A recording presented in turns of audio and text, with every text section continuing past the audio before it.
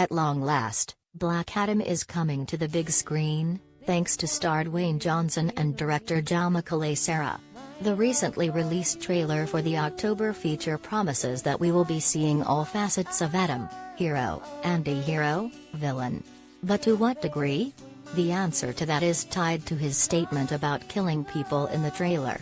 It's possible that he kills a few before re-evaluating his stance. It is also possible that killing people is a dramatic understatement, with a history in the comics that includes murdering the entire country of Biawa. An Easter egg that references the country in Wonder Woman 1984 brings it into the zoo, so it isn't a stretch to see the story played out in Black Adam to some degree.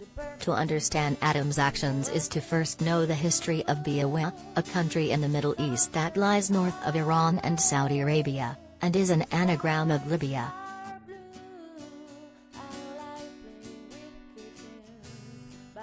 Collider video of the day.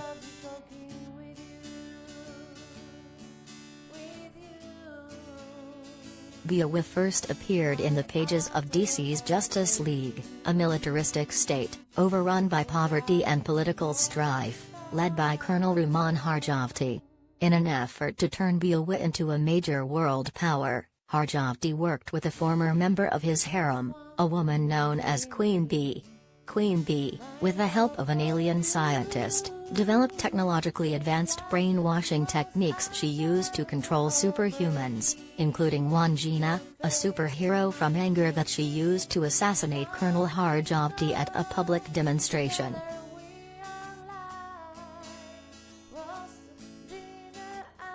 Queen Bee appointed herself the new ruler of Biawa, instituting programs that turned the violent ghetto into a seeming paradise, akin to the French Riviera. She opened Biawa's doors to welcome commerce and trade, instituted free food programs, 24-hour free health care for its citizens, cultural exchange benefits and an employment rate of 100%. However, behind the idyllic facade was a troubling, unethical truth. Queen Bee had developed an implant that increased a person's endomorphin levels electronically while in Biawa, but would cease if the person left the country, essentially creating an addiction to living in the country.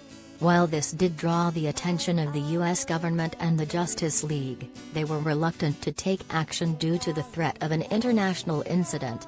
Queen Bee was eventually deposed and replaced by Queen Bee IV, her sister. The new ruler was also deposed, to eventually be replaced by a new government under President Rashid. Just before the reign of President Rashid is where Black Adam's story intersects with the country.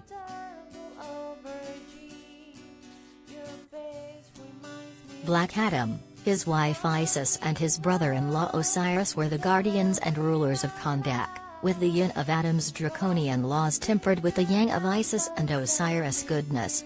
Soon, Kahndaq would find itself attacked by the four horsemen of apocalypse, artificially enhanced beings based out of Biawa. Osiris is killed by famine, the fourth horseman, and Isis is infected with a deadly disease by pestilence before Adam kills him and his partner War. Before dying, Isis pushes death away from Adam, and with her last words tells Adam that he should avenge both her and Osiris.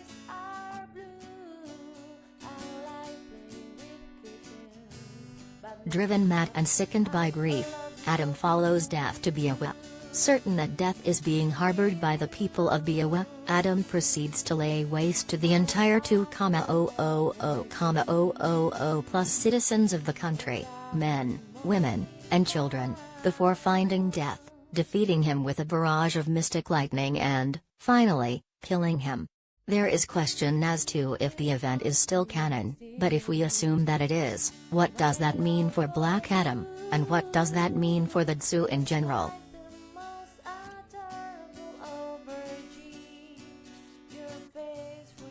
Mass genocide on film would seem to be a dicey proposition for DC.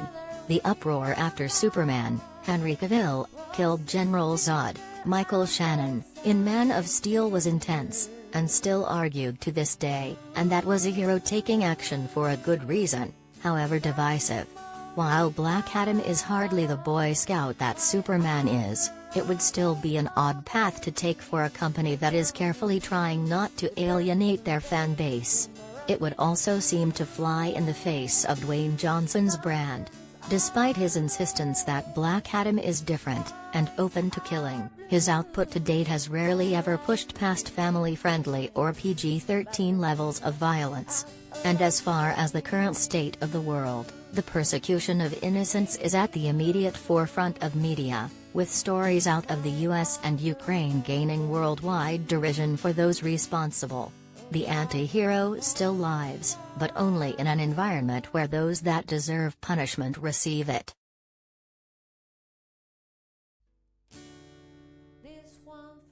There are a couple of different ways that DC could go about this storyline. It could be a plot device in the movie, but severely downsized. Isis and Osiris are still killed. Adam still finds death in Beowa, but instead of murdering millions he kills a single family or person, representative of the millions, innocents that are unaware death has chosen to hide in their home.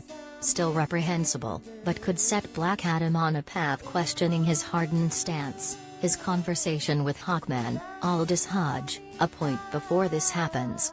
There is precedent. DC's Peacemaker series had Peacemaker, John Cena, questioning his hardline when kids became involved.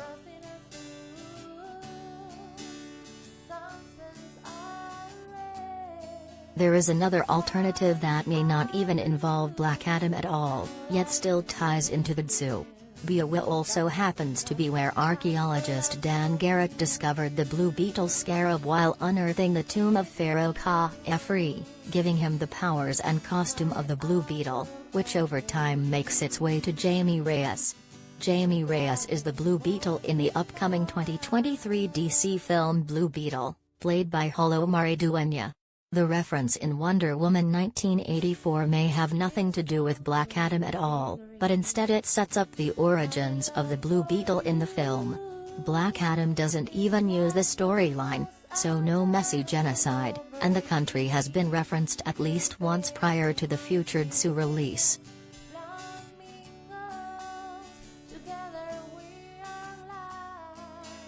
All of this is, of course, which won't be answered until Black Adam hits theaters in October 2022.